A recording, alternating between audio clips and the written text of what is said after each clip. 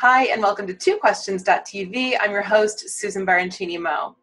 My guest today is Kendrick Mercer. He's a historian, a philosopher, and a consultant. He's also a former lawyer who founded a top-rated wealth management company to help others achieve financial freedom.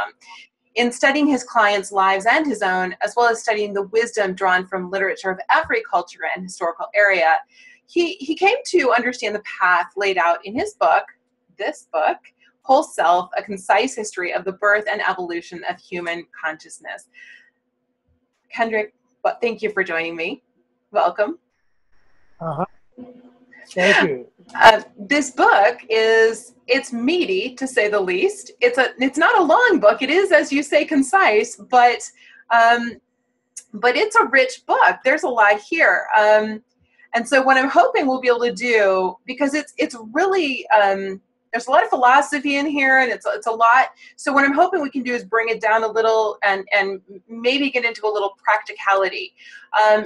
In the book, you lay out this theory of socialization and normalization, which you call encoding, and it ultimately seems to contribute to our separation from our natural state, our whole self.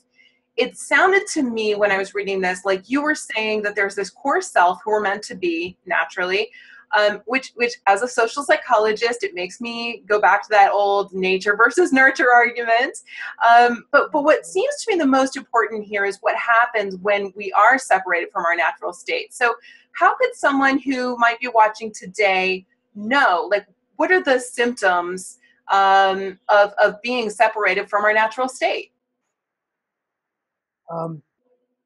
I'd start with saying uneasy, stressed, fearful, just uptight, is not feeling normal. Matter of fact, we all carry a whole self in us in a latent form. And that latent, I could just ask a question and it'll bring home whole self. How are you feeling today? Me personally, no.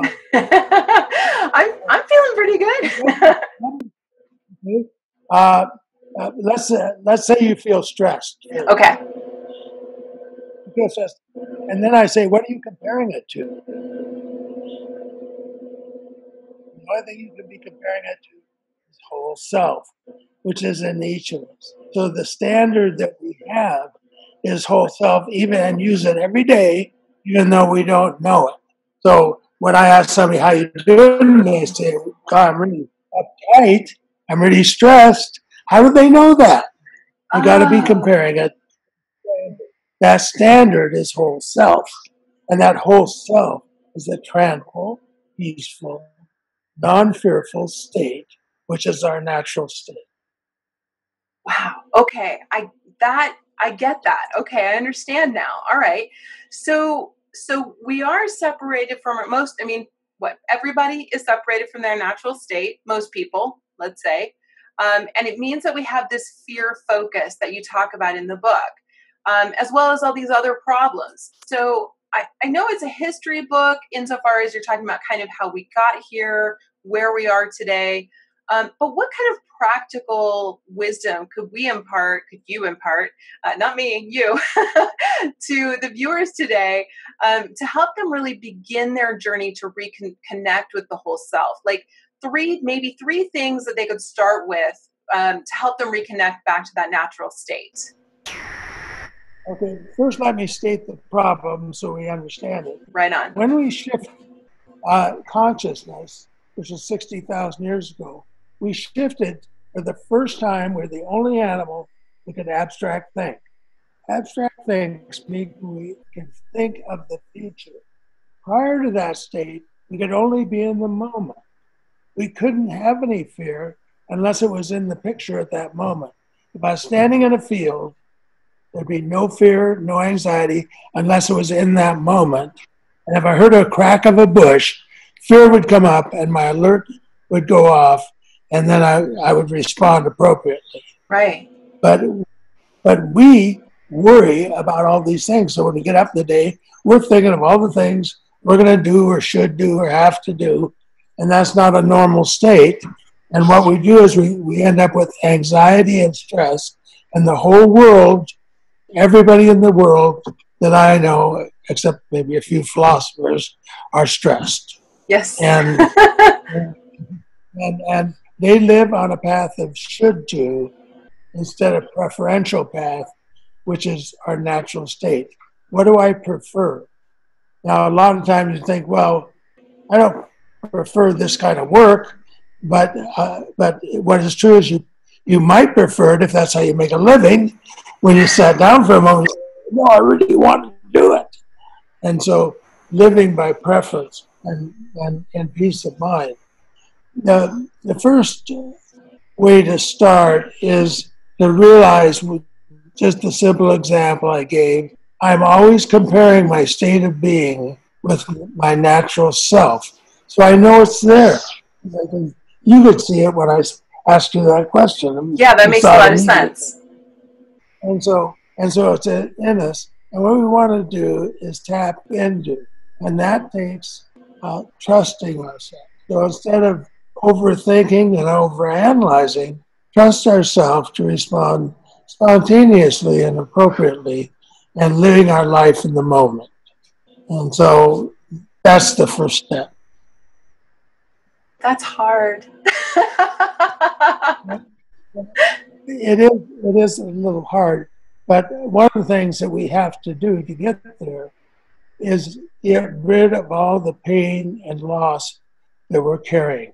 Because of the ability to abstract think, we can remember pain from when we're 4 years old or 6 years old.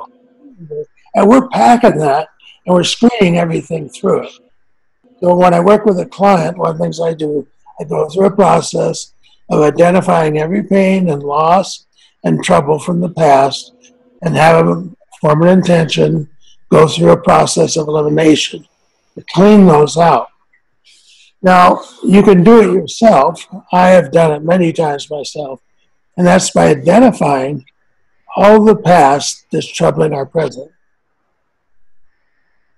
You just sit down with a pencil and paper, and if you just sat down and you wrote 9 months, that's your first period of life in the womb, and then 1 year, 2 years, and up to your present age, which is whatever, and I'm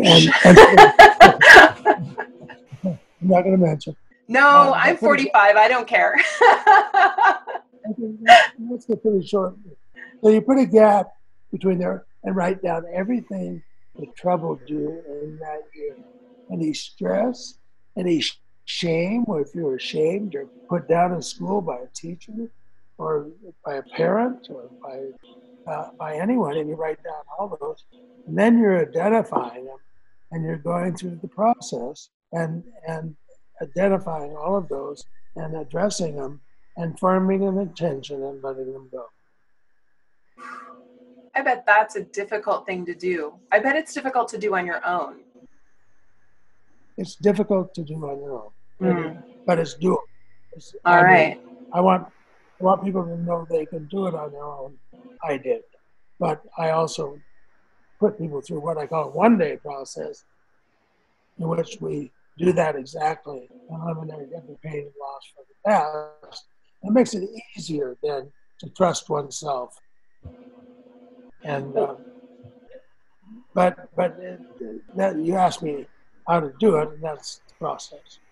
Well, that's super interesting. So if people wanted to do this with you, could they go to your website and find out how to do that? Yes. Okay. Well, we'll make sure we link. Go ahead. The first thing I can do is read the book, because it gives them a context for how we got where we are. Okay. Once we've read the book, then call, and then and what we'll do is show them. We have several paths that we can help them with, and we can help them for no cost, or if they wanted to invest something in their life, they can do that too. Okay.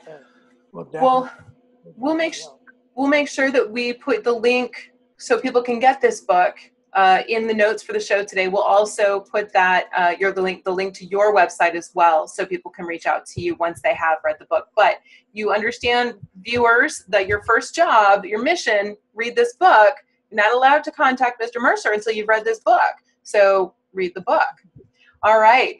Thank you so much for being on the show. This was of course, I say this in every interview. I wish I could ask more questions, but I'm limited to 2. So, this is a really interesting topic, and I would love to talk to you more, but like I said, I only get 2 questions. So, but thank you for being on the show. You can give me a call too, and I'll be glad to. I may do that. Thank you so much. And viewers, if you enjoyed this show, give us a thumbs up. And if you'd like to see more wonderful interviews with extraordinary people like Mr. Mercer, please subscribe to the channel. Thanks for watching. We'll see you next time.